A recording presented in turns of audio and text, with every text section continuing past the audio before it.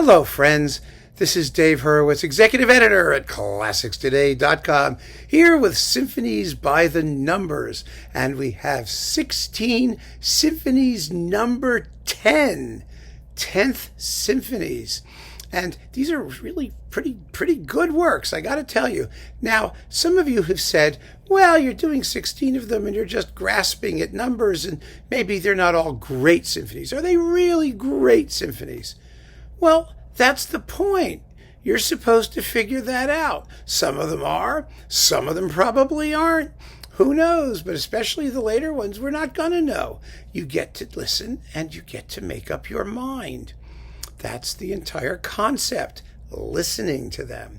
And if you like them, some of them better than others, that's only normal, right? So let's get right to it, shall we? 16 of these suckers. First, Holmboe, Symphony number 10. Now, Holmboe is a major symphonist. He really is. His symphonies are generally marvelous, and I think you should hear all of them. He didn't start making the list until later on because I knew we were going to need him towards the end, because he got up to, I think, 13 of them or something like that, or 12 or 13, plus another one. He was very prolific, but his symphonies are neoclassical in scope, sort of based or originated in Nielsen's sort of syntax and handling of the orchestra. They are extremely concise and interesting, and they grow on you. Sometimes, they're not always tuneful, and you won't remember them right away, but if you pay attention and listen to them and let them sink in, they really will I think, make a very deep impression on you, especially taken in aggregate. So the 10th is definitely worth considering. Then Don Gillis, one of my favorite composers, the great Americanist. He really wrote 12, 13 symphonies. He wrote plenty of symphonies. And number 10 is actually called Symphony X. That's the 10, as if it were branded. And it's subtitled Big D. The D is for Dallas, Texas, and it has an absolutely hilarious movement called Conventioneer. It's another comical symphony, a humorous piece. And Gillis was a very funny guy, and he could write very funny music. And this is really one of those pieces. It's delightful, and it's quite brief, and it's just endless fun. It really is. Next, Havoc O'Brien, Symphony number 10. Well, we have to include this because it's his only symphony, or one of his only. Well, maybe there's a couple others, but it uses a wind machine. How could you leave it out? It's got a wind machine. But no, in the middle of his career, whatever he was, he lived to be 150, so he must have been about 107 when he did these. He wrote a bunch of one-movement symphonies. And we've talked about some of them in other fora, in other cases. And in this series too, numbers 8, 9, 10. Those are 3. And that trilogy may be his greatest symphonic trilogy, although 6 is also in one movement. But it's really a wonderful piece, concise and a little bit thorny and dramatic and fun to listen to, and really a great introduction to his art. So Brian's Symphony number 10 is one of the great number 10s. I have no doubt about that. It certainly is one of his great symphonies. So that, I think, is important. Oh, yeah! And let's not forget good old Henk Badings. Remember him? Badings is not bad. Badings is somebody worth listening to. You can go and check out my review at ClassicsToday.com if you really want to know what that's like. But he was a talented composer. He wrote lots of symphonies. And number 10 is well worth hearing. So, that's somebody who we haven't encountered yet.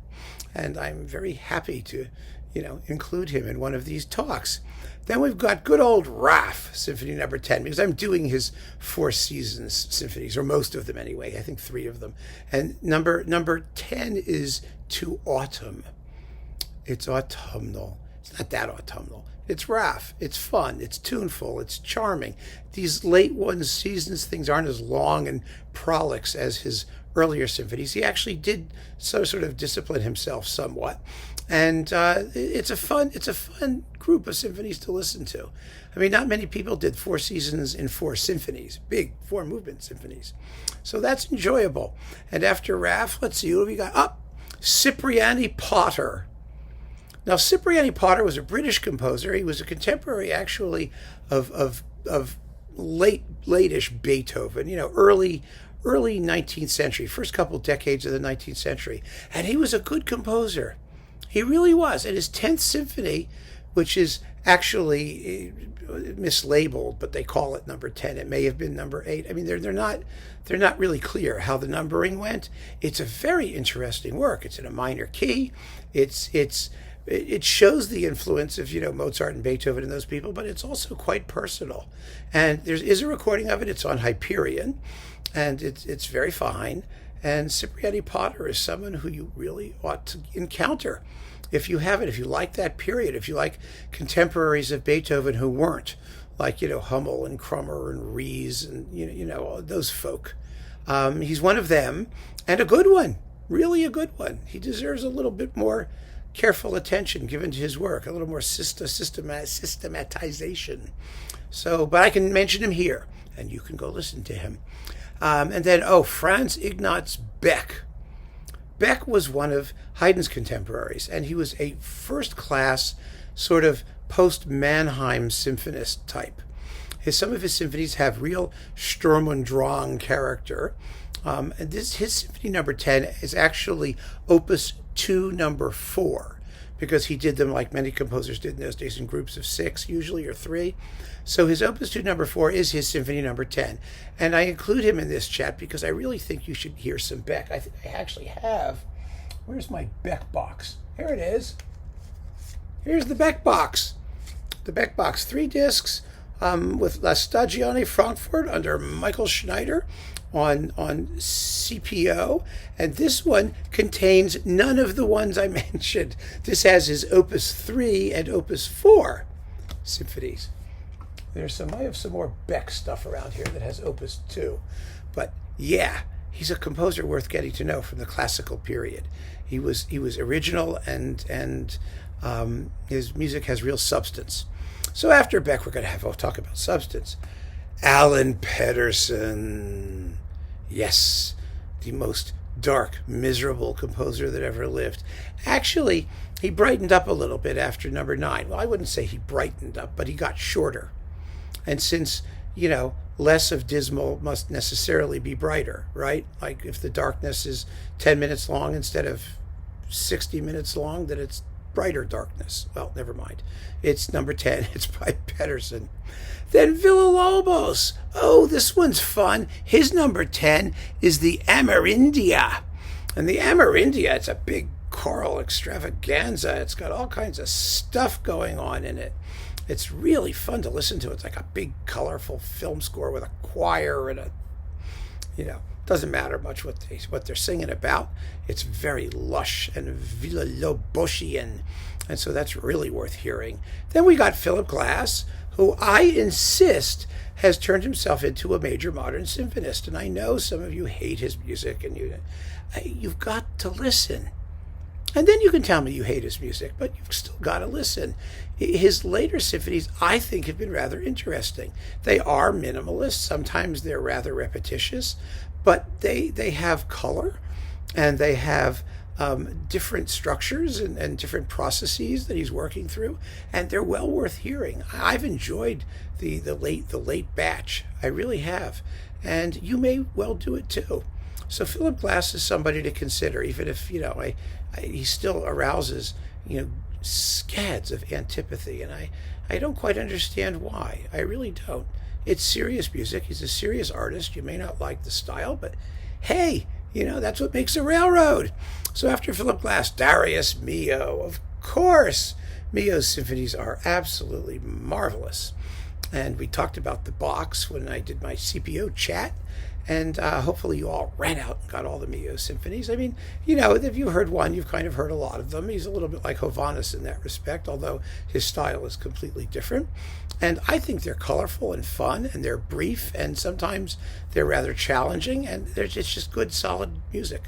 Well-written music in Mio's personal pantonal kind of style. Fun stuff.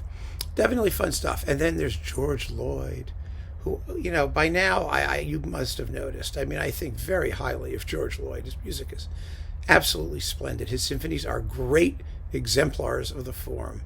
And there are quite a bunch of them. Number 10 has a subtitle, November Journeys, and it's a brass symphony. It's for brass ensemble, which makes it extremely interesting because it's not your normal symphony that you have, you know, with everyone else's normal symphonies. It's a specific, the only one he wrote for brass ensemble, and he was really good at writing for brass ensemble. I got to tell you, there's some amazing brass writing in this piece, and if you're a brass player particularly, you're going to want to hear Lloyd's 10th Symphony. If you don't know it, you really owe it to yourself to listen to it. So after Lloyd, we have, oh, I love Julius Röntgen. Now, Röntgen wrote 22 or 23 symphonies. So we're just getting warmed up with Röntgen. And I've also saved him for now because he's part of the secondary cast I'm bringing in here. Not secondary in terms of quality, just secondary in terms of I don't have to do them up front because I know I have some things in reserve. He's in my storage closet of symphonies. Now, his number 10 is called the Waltz Symphony. And it's like 9 minutes long. It's a short, bubbly, you know, Röntgen, let's put it this way, later in his life, which is when most of these things were written, the 1920s and 30s and in that period, Röntgen just would write a piece of orchestral music and call it symphony. And it didn't matter what form it was in, and it didn't matter how long it was. It just was a piece, an abstract piece of music. And for Röntgen, any abstract piece of orchestral music was all he needed to call it a symphony. And that's fine with me, because these works are so much fun. They're so bubbly and they're just full of music, full of this love of music, of doing things with music, of the sound, the texture, the idea of music. That's what these symphonies are about. The Waltz Symphony is quite waltzy, and it's actually rather fun to listen to it and see what he does with the rhythm when it actually sounds like it's waltzing and when it isn't. And you know, it's ceaselessly inventive and all done in good humor and for pure fun and pleasure and the joy of music making. And I think that that's just marvelous. So after Röntgen, we have Langgaard, the Danish guy, the crazy Danish guy. Oh, number 7 has a title, Yon Dwelling of Thunder. I leave the rest to you. Yon Dwelling of Thunder is not entirely what you might think it is, but it's one of those nutty things that Langgaard did, one of those very subjective romantic effusions. And effusive describes it quite well.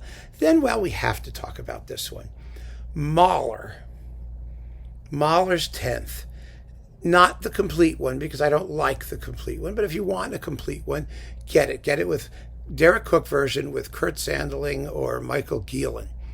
And you're in business for Mahler 10s. I mean, you really, or the Chailly, that one's good too. Here's the bottom line. Some of you said, when we were talking about these, oh, you can't possibly include the Mahler 10th. Well, why the hell not? It has more than enough that Mahler came as close to finishing as not, as it doesn't matter, the Adagio at least.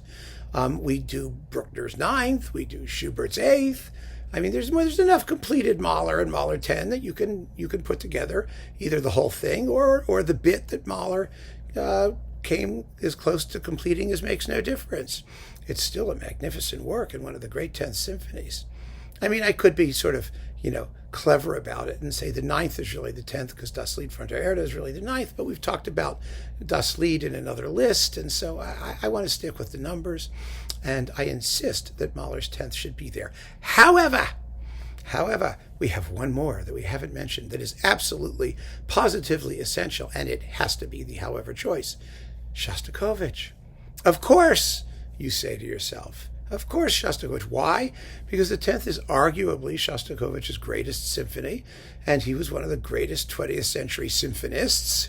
He is the greatest Russian symphonist after Tchaikovsky, and so his greatest symphony must be in any list. And oh, thank you, Dmitri, for making it your 10th.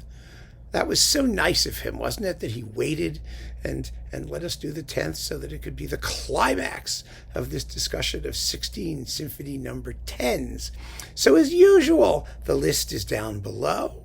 You can take a look at it, but more than that, take a listen to it and have a great time with these pieces. I know that you will. So keep on listening, friends. Thank you so much for joining me. Take care.